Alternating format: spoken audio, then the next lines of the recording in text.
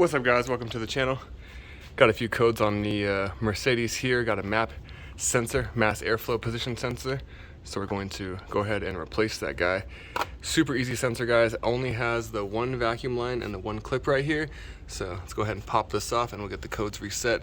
This job will fix all the codes listed right here on the screen, or should fix the code listed right here on the screen. So change this little sensor out, and there is a link in the description below for this one I used from Euro Tuning or Euro Parts. There's the part number for it right there. Let's jump into it right now. It's just that one screw holding it in, guys.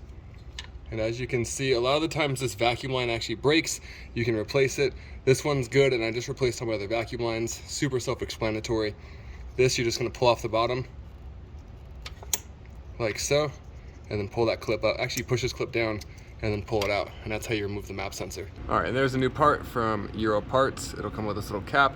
Pop that off. This is by far the easiest replacement, guys. Go ahead and snap that in there. Literally don't have to do anything else besides hook up this hose, just like so.